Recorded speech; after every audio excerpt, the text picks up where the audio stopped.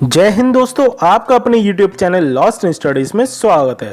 तो दोस्तों, जैसा कि हमारा क्लास 9 साइंस टेस्ट सीरीज का पहला टेस्ट हो चुका है और वो हुआ है चैप्टर नंबर 8 मोशन का। तो दोस्तों, आज की इस वीडियो में मैं आपको उस टेस्ट का सॉल्यूशन बताऊंगा और गाइस साथ में ही आपको टॉपर्स के नाम भी अनाउंस करूंगा। तो दोस्तों, इसलिए वीडियो में एंड तक बने रहें। और दोस्तों, वीडियो शुरू करने से पहले एक छोटी सी रिक्वेस्ट है कि अगर आप मेरे चैनल पे नए हैं तो इसे सब्सक्राइब करके साथ में नोटिफिकेशन बेल भी जरूर दबाएं। तो चलिए दोस्तों, अब अपनी वीडियो स्टार्ट करते हैं। और दोस्तों, ये रहा आपका टेस्ट का क्वेश्चन नंबर 1 आपकी स्क्रीन पर। A physical quantity which cannot be negative is, and the options are velocity, B distance, C displacement and D acceleration। तो दोस्तों, इस क्वेश्चन का सही आंसर है B distance। So guys, the physical quantity which cannot be negative is distance। Guys, distance कभी भी negative नहीं हो सकता, क्योंकि आप कहीं पर भी जाओगे तो आप कहोगे कि मैंने इतना किलोमीटर कवर किया। इतना किलोमीटर का मतलब क्या हो गया? वो आप अपना डिस्टेंस बताओगे कि मैंने इतना डिस्टेंस कवर किया, तो आप उसे नेगेटिव में तो कभी कह ही नहीं सकते कि मैंने -1 किलोमीटर कवर किया, -4 किलोमीटर कवर किया। आप उसे हमेशा ही पॉजिटिव में बोलोगे। तो चलिए दोस्तों, अब देखते हैं हम अपना second question. So guys, here is the question number 2 on your screen. When a body covers equal distance in equal interval of time, it is said to be in, and the options are A linear motion, B circular motion, C uniform motion and D non uniform motion। तो दोस्तों, इस question का सही answer है C uniform motion। So guys, when a body covers equal distance in equal interval of time, it is said to be in uniform motion। तो चलिए दोस्तों, अब देखते हैं अपना third question. So guys, here is the question number 3 on your screen। If a particle is at rest, then its displacement time graph will be, and the options are A line parallel to time axis, B a line parallel to displacement axis, C a curve and D an inclined line। तो दोस्तों, इस question का सही answer है A a line parallel to time axis। So guys, if a particle is at rest, then its displacement time graph will be a line parallel to time axis। तो चलिए दोस्तों, अब देखते हैं अपना next question. So guys, here is the question number 4 on your screen. What is the SI unit of retardation? And the options are A metre per second, B metre second square, C metre second and D metre per second square. तो दोस्तों, इस question का सही answer है D metre per second square. So guys, the SI unit of retardation is metre per second square. Guys, metre per second square को हम metre second minus square भी लिख देते हैं। तो चलिए दोस्तों, अब बढ़ते हैं अपने नेक्स्ट क्वेश्चन की ओर। और ये रहा क्वेश्चन नंबर 5 आपकी स्क्रीन पर। The numerical ratio of displacement to distance for a moving object is, and the options are A more than और equal to 1, B less than और equal to 1, C always more than 1 and D always less than 1। तो दोस्तों, इस question का सही answer था B less than और equal to 1। So guys, the numerical ratio of displacement to distance for a moving object is less than or equal to 1। तो चलिए दोस्तों, अब देखते हैं अपना next question. So guys, here is the question number 6 on your screen। An athlete completed one round of a circular track of radius 14 meter in 10 seconds। His speed is, and the options are A 8.8 meter per second, B 8 meter per second, C 88 metre per second and D 0.8 metre per second. तो दोस्तों, इस question का सही answer था A 8.8 metre per second. So guys, an athlete complete one round of circular track of radius 14 meter in 10 seconds. His speed is 8.8 metre per second. Guys, इस numerical को solve करने का तरीका मैंने आपको मोशन चैप्टर की video में सिखा रखा है, तो आप उस वीडियो को जाके देखें तो आपको ये पता चल जाएगा कि इसका आंसर ये कैसे आया है।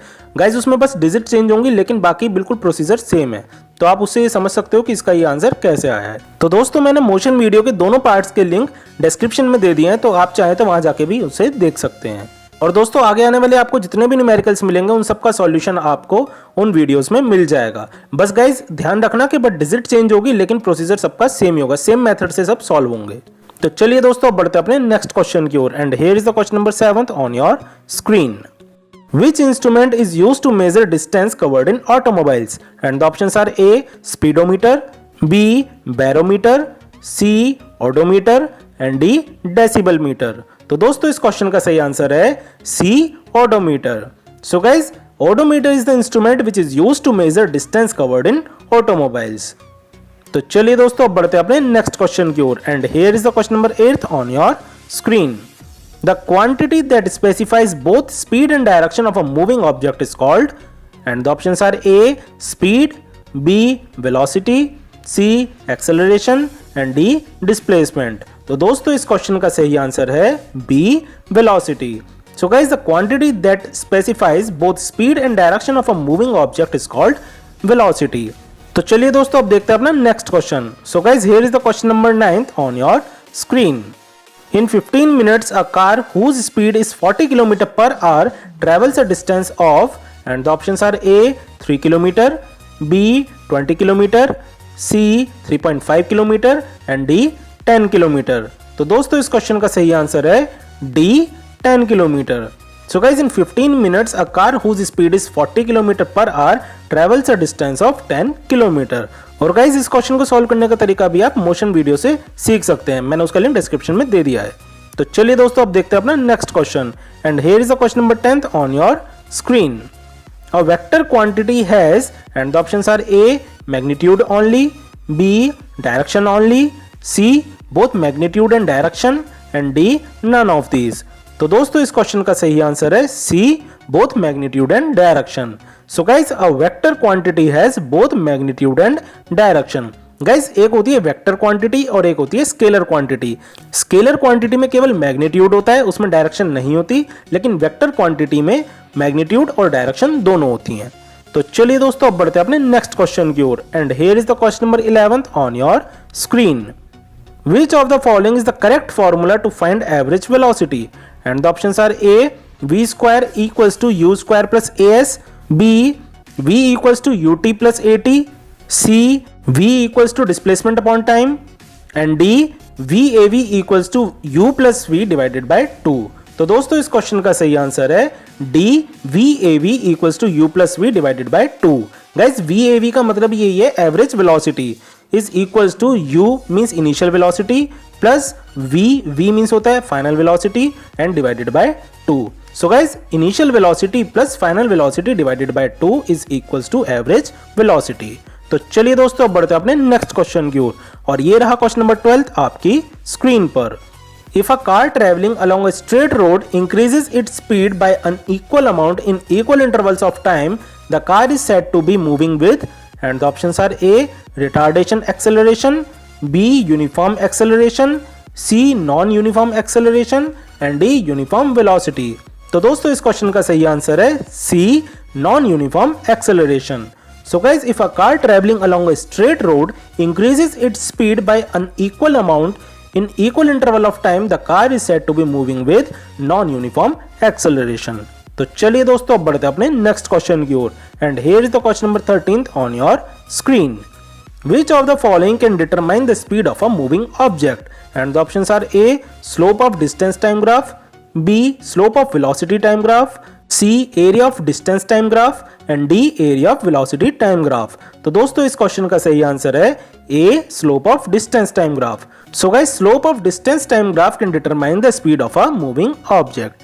तो चलिए दोस्तों अब बढ़ते हैं अपने अगले क्वेश्चन की ओर. And here is the question number 14th on your screen. Total path travelled from initial position to final position is called, and the options are A speed, B distance, C displacement and D velocity. तो दोस्तों इस question का सही answer है B distance. So guys, total path travelled from initial position to final position is called distance. और guys कुछ बच्चों ने इस क्वेश्चन का आंसर डिस्प्लेसमेंट लगाया है. तो दोस्तों डिस्प्लेसमेंट क्या होता है वो मैं आपको बता देता हूं. Displacement is the shortest distance. Guys displacement shortest distance होता है कि आप एक डेस्टिनेशन से दूसरी डेस्टिनेशन पर जहां पर गए तो इसके बीच में जो शॉर्टेस्ट डिस्टेंस होता है उसको डिस्प्लेसमेंट बोला जाता है, और जो आप टोटल पाथ कवर कर रहे हो उसको हम डिस्टेंस बोलते हैं. तो चलिए दोस्तों अब बढ़ते हैं अपने नेक्स्ट क्वेश्चन की ओर. And here is the question number 15th on your screen.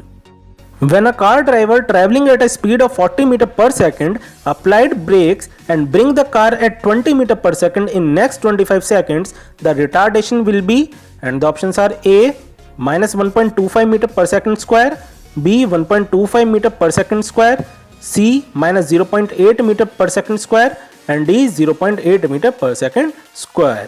तो दोस्तों इस क्वेश्चन का सही आंसर है C minus 0.8 meter per second square.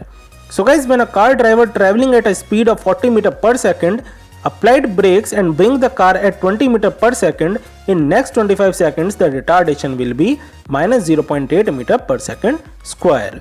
तो चलिए दोस्तों बढ़ते हैं अपने नेक्स्ट क्वेश्चन की ओर and here is the question number 16 on your screen. Area under velocity time graph gives and the options are A acceleration, B displacement, C distance and D velocity. तो दोस्तों इस क्वेश्चन का सही answer है B displacement. So guys area under velocity time graph gives displacement. तो चलिए दोस्तों अब बढ़ते हैं अपने नेक्स्ट क्वेश्चन की ओर और ये रहा क्वेश्चन नंबर 17 आपकी स्क्रीन पर.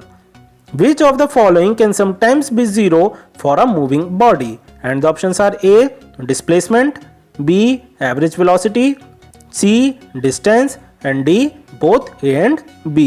तो दोस्तों इस क्वेश्चन का सही आंसर था D both A and B. So guys both displacement and average velocity can sometimes be zero for a moving body. तो चलिए दोस्तों अब बढ़ते हैं अपने अगले क्वेश्चन की ओर और ये रहा क्वेश्चन नंबर 18 आपकी स्क्रीन पर. Which of the following is most likely not a case of uniform circular motion? And the options are A motion of minute hand on the dial of a clock, B motion of a racing car on a circular track, C motion of the earth around the sun and D motion of an artificial satellite orbiting the earth. तो दोस्तों इस question का सही answer है B motion of a racing car on a circular track. So guys motion of a racing car on a circular track is not a case of uniform circular motion. क्योंकि दोस्तों उसमें क्या होगा जब कोई रेस हो रही होती है तो बार बार उसे ब्रेक भी अप्लाई करने पड़ेंगे तो वो यूनिफॉर्म मोशन नहीं रहेगा. तो चलिए दोस्तों अब बढ़ते हैं अपने नेक्स्ट क्वेश्चन की ओर and here is the question number 19 on your screen. Which of the following is not a vector quantity? And the options are A speed, B velocity, C force and D acceleration. तो दोस्तों इस question का सही answer है A speed. So guys among these speed is not a vector quantity.